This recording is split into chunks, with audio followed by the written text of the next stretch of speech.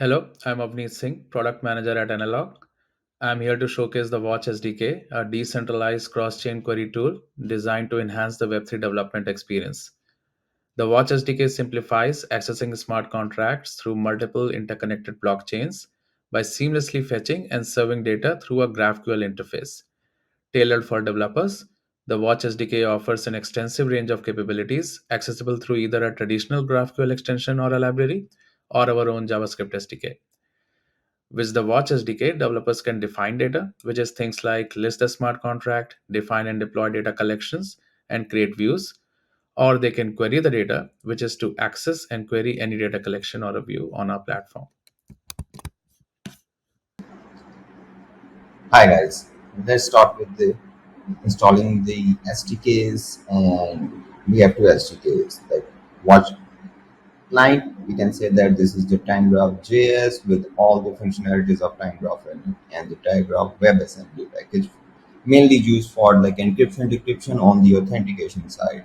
So as they are on as the JavaScript npm module, so we can install it by using these commands.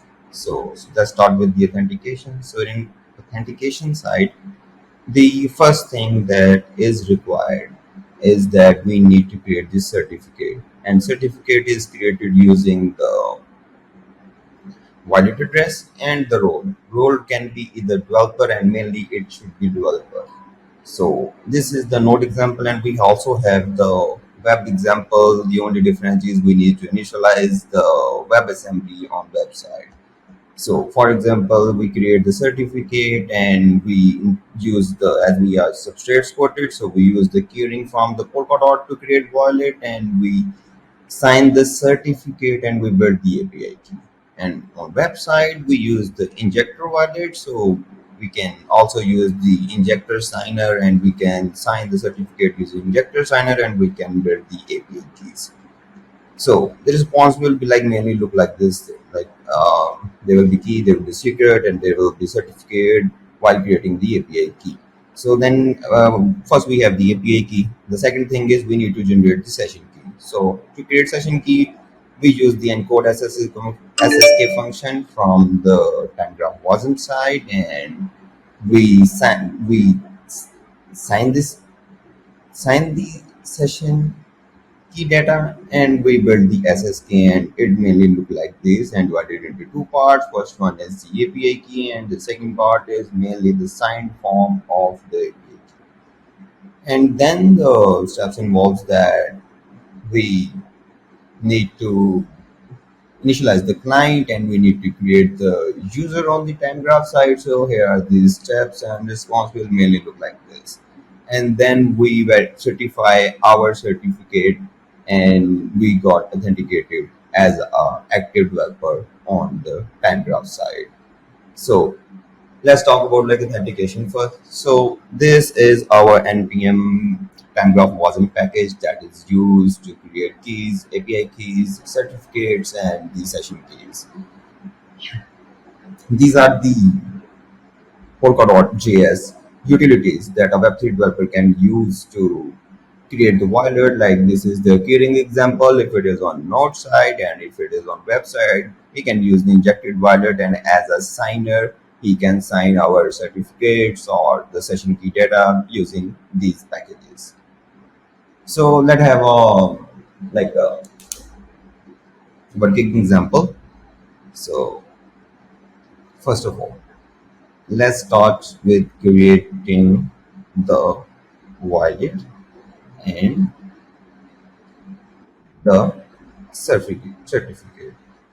So I have some of the snippets. I will paste them here, and you can see that this is where I can create the keyring, and I am creating the pair from seed, and I have provided this address while creating the certificate with the developer as a user role, and then I will log the cert data, and you guys can see here on the right side of this screen that the certificate data is created. So this was the first step. Second step is what we can do is we will sign this certificate, and we will create the API key. As you can see, the next step is that this cert data is getting signed by our wallet and we are generating the keys. If I am going to log the key, it will mainly look like this in the response. So this is our API key that we have created. This is our secret key that we have created, and this is our certificate. So I have like used all these packages from the analog log time graph wasm, and some of them are from Polkadot, and yes, and the time graph client is from time graph JS. So key is generated. Okay, we have the API key. Next thing is we want, so guys, let's continue with creating the session keys. So for that purpose, we need to create the SSK data. We need to sign the signature and we will build the session key. So these are the steps. So first of all, we create the SSK data. We use the function from the time graph wasm side, and we find the NS number of seconds, which define the key that our wallet address, and then the user ID as one as default. It will be assigned by the time graph itself, and then the expiration, like in how much time this key will be expired. So then we will sign this SSK data again with our wallet, and then we will build the SSK. So how the SSK like session key will looks like. As you can see, this is our session key. So as I have shown you in the documentation that this is our API key, and this the next form is the signed form of API key. So we have session key, we have the API key, and we have the certificate. So now we are ready to get like move forward with the time graphs authentication side. So for that purpose, we need a client, we need a time graph client. Yeah, that is a must. And then we need to create our account, and then we need to authenticate ourselves.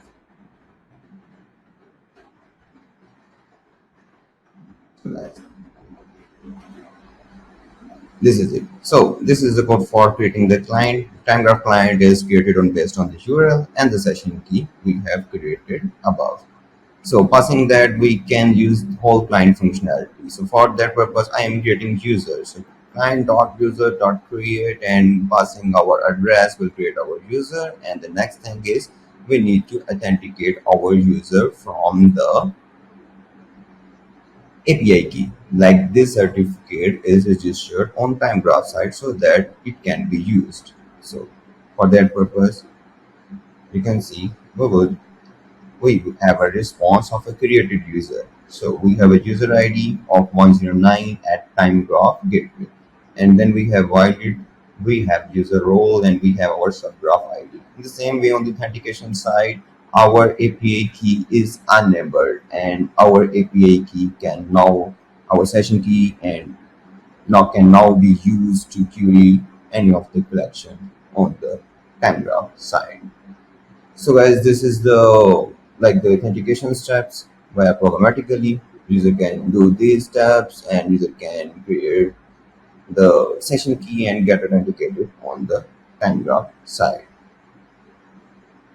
So guys, let's repeat the steps. For example, first step is we create the Polkadot sign up wallet. Second is we generate the certificate. Third is we sign the certificate. Fourth one, we create the API key. Okay, API is created, then the session key. We create the session key, we sign the session key, and we build our session key. So then we use our client because we have the session key and we are authenticated, and then we create our user and we authenticate ourselves on the time graph side.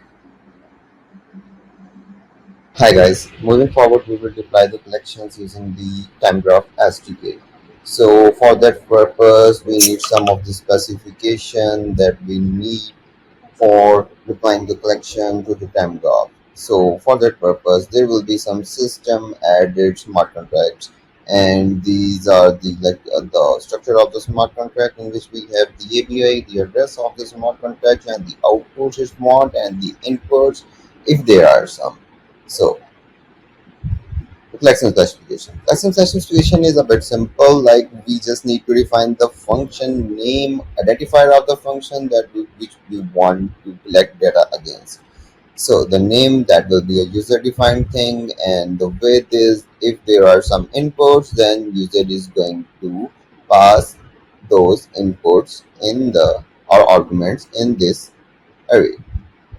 So it has a schema. So what schema is? Schema is like how we want this data to be indexed and how we want it to be queued.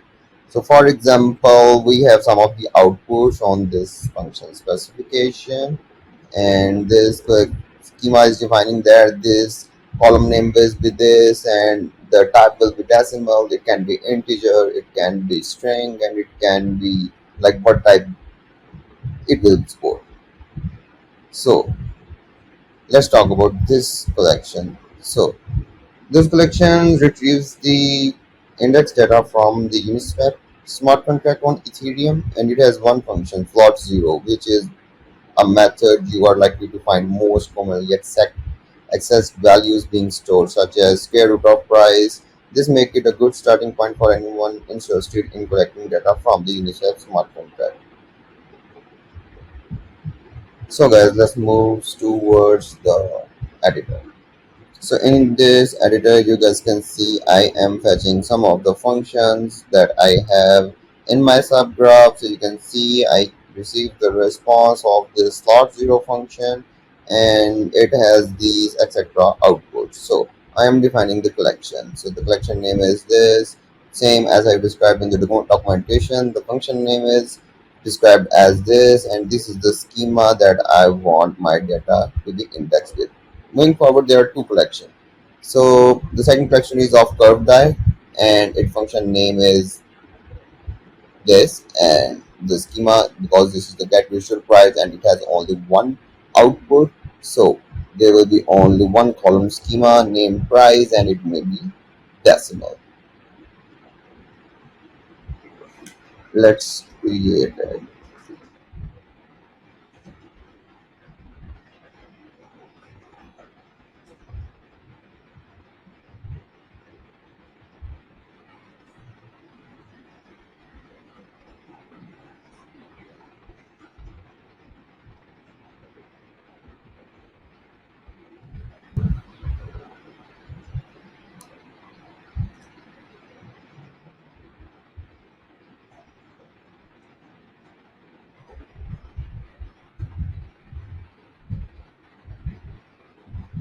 As you can see guys, now we have created two collections. So first one is of slot zero with all these periods, and second one is of curved die, and this is the virtual price, and we have defined these schemas with the price, and the type will be decimal, and that will be attached. So the next step will be we will query these collections. So guys, after creating the collections, the next step will be like how user can fetch their own artifacts, means their collections or views, or what are in their subgraph. Subgraph means their own collection, or what are in the global interface of the time graph. So like for fetching functions, we use like this. We provide the after hash ID for and before hash ID for linking it, and hash ID of the, if we want to fetch the front hash ID only one record, then we provide the hash and the limit, the number of records we want. Second one, if we want to fetch the collections, then we can use the collection subgraph. Subgraph means my own collection will be fetched here, and then we have views, and the views will be done in the same way with all these same parameters. So now the second section is querying data. So on time graph side, we can query collection or a view. So collection is created using a function and this data is getting indexed. So we are going to fetch it. So what are the required fields is we need the hash ID, like what is the hash ID of the collection we want to query, and the fields like the number of fields we want to get in response and the limit like number of records we want. So yeah, the response will make look like this. So in the same way, user can also query the user data. User can query the API keys, can fetch API keys, can serve his own subgraph things, global artifacts. If you want to fetch all time graph like other user artifacts, we can use the global interface and we can do it like this. So let's go a bit practical, and we have created the two collections, and then the plan is to query those collections. So I will come back to this sandbox environment, and I can you can guys can show on the right hand side in the terminal, I have logs, my collections, and they are from my subroute. So what they are like they have a hash ID assigned. So this is their representation, their name, their global name. So identified is known as the global name, and their bit parameters, and the creator of the collection, that which is me, and the task that is created on time chain for indexing, the schema in which the data will be indexed, and the function it is created from. Smart contract function it is created from. So there are two of them as I have created two collections. So I have a good write down some code down there and I can show you how it will be created. So as you can see now, I am using the SDK client collection and the data interface to query any collection. So the important thing is providing the hash ID. So as you can see, I will provide this hash ID and these fields are already there and I will just execute to see response.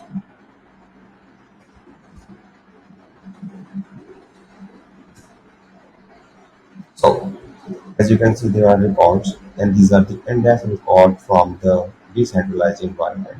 And these are the smart contracts function values that we are receiving. So these are the cycle in which cycle they are executing, mean cadence, and the block of the target chain, means the Ethereum. So in this way, we can query any function or collection that which is built upon. So yes, and let's do query and other collections. So it can be done in this way, and the only parameter is price here.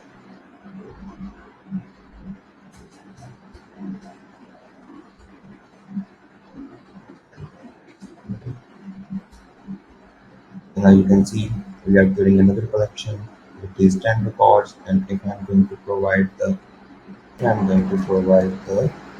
limit down here, so it will fetch me the number of records I want. So you see that now I have 100 records from the Ethereum get virtual right curve by tax price. So just change from 2 to 5. Yes. So guys, this is the querying part for the collections. Hi guys. So the next thing will be like with the views. So what are views and how to create them and how to query them, and so the view. So view is the, I can say that the combination of the collection and an SQL query so that we can have the data from the multiple collection at once. So let's describe the structure of the view. So this is view, how the view look like. So it has a name that is user defined and an SQL query. And in this SQL query, you can see it is fetching the value from the two collection. First one is used for zero collection, and the other one is this collection. And in between, there is an SQL that we are getting the power of this, and we are getting the power of average scheduled price. So in this way, and by SDK, we can create view, and we can pass the view specification, and the view will be created. So let's go into a technical dive. So for example, this is the my view specs. So this is my view name. So I have an SQL query. This is a bit much simpler that I am selecting a price from a collection, but I am getting the average of that price, like the average from the whole records, like what is the average virtual price of curve dial. So there are two steps. First one is there is a dry run function. What the dry runs do? Dry run just let us test the view, like is this SQL statement valid, or is this the data that we want from before creating the view. So we will pass the view specs, but it will not create the view at the time graph. Instead, it will show us the response, like if you are going to create the view, the response will look like this. So if I am going to execute it, so now you guys can see this is a dry run result, and dry run result is saying that yeah, you will receive this data and based on this view. So let's hi guys. So after dry running the view that I have shown you previously, now we are creating a view. So as you can see, I have described the name for the view and its SQL, and it has the value F, like whether the field to query is average price. So let's comment this out and let's query this view. So for example, we need a hash ID, and what is the field name is average price. So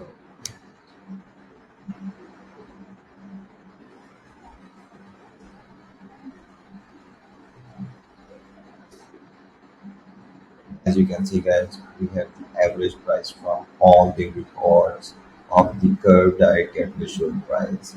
So in this way, user can define the SQL and user can create the view and user can then query the view using hash ID and the field that is provided.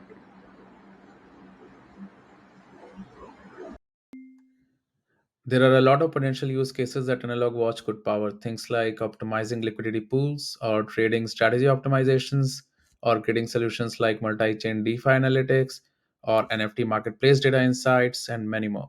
Thank you.